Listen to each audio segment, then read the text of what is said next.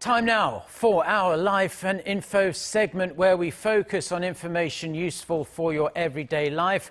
It is Thursday, so we are going to turn our focus to movies and the latest releases at the cinema. To walk us through the movie set to hit the silver screen here in Korea, we have our Min-sun joining us in the studio.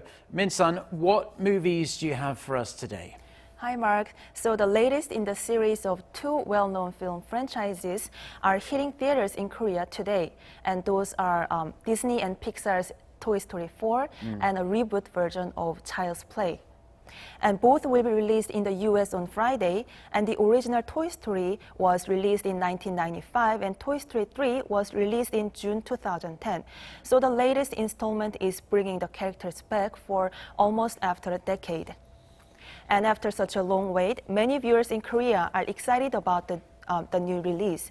Some 120,000 tickets were pre-sold as of Wednesday night, and it's ranked the #1 in the pre-sales among the newly released films this week.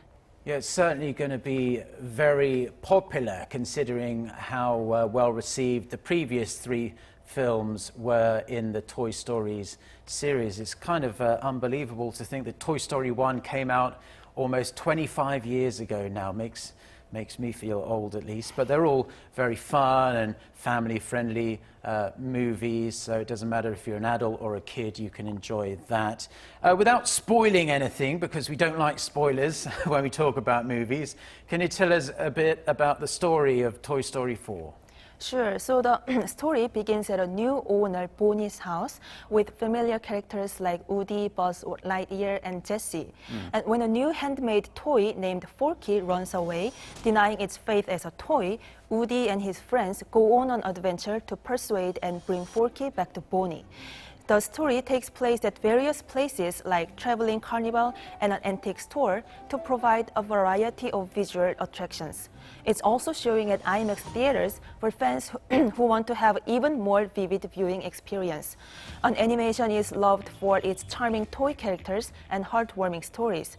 Along with new characters like Forky and baby doll Gabby Gabby at the antique store, the voices of the main characters, Woody and the Buzz, are played by the same actors, Tom Hanks and Tim Allen, who took the role for the whole series.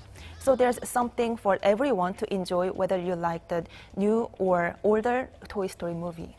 Yeah, well, I'm very much looking forward to watching that at some point, hopefully this weekend, and maybe it will encourage my sons to get their Woody and Buzz toys out once again. They haven't played with them in many years now. Now, you said there's another film coming out. It's a kind of remake of an old classic, Child's Play. I remember watching the original when it came out on VHS. But it's all about this scary doll, Chucky, that never dies. Right, so this is the 8th version of the Child's Play, and it's the remake and reboot of the original film released in 1988 under the same title. When the doll that was gifted as a birthday present to Andy becomes self-aware and reveals its evil nature, it becomes Andy's worst nightmare. This year's Chucky got some major upgrades with the advancement of technology. Geared with artificial intelligence, the killer doll can connect to and control all the digital devices around it to turn on the TV, change the room temperature, and manipulate smartphones. Using these powers, Chucky tracks down and persistently threats people and kills them to become Andy's only friend. It's horrifying because these are digital devices that we use in everyday life. You should consider watching Child's Play if you're looking for some horror to give you chills to hit the hot weather. Yeah, that one is probably not for children to watch, despite its name being called Child's Play. I remember the original scaring me when I was a child, but that sounds interesting. Both of them seem like they'll be worth the watch in their own different way. But I hear there are some Korean movies, or a particular Korean movie coming out this week as well. Right. A Korean film titled The Beast will be released on next Wednesday. It's an action thriller film about police trying to solve a murder case. A detective named Han-soo makes a deal with a drug dealer Chun-bae to get a critical clue to get a notorious murderer. The deal is to cover up another murder by Chun-bae. And then another detective who is Han-soo's rival finds out about the cover-up, and Han-soo gets in difficult situation where he has to catch a suspect and get a promotion while keeping his dirty secret. And Han-soo is played by the actor Lee Sung-min, who was also in the thriller crime film The Witness, released last year.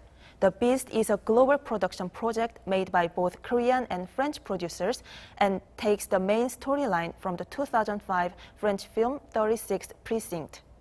Okay, sounds good. So if you've already watched Bong Joon-ho's Parasite and you're waiting for another good Korean movie to check out, go and see The Beast. That's out next Wednesday, you say? Right. Okay, so we covered a whole genre of different genres of movies there, Min-sun. Thank you for putting that together for us, and I think I might go and check out Toy Story 4 if I have some time this weekend. Thank you for coming in. Thank you.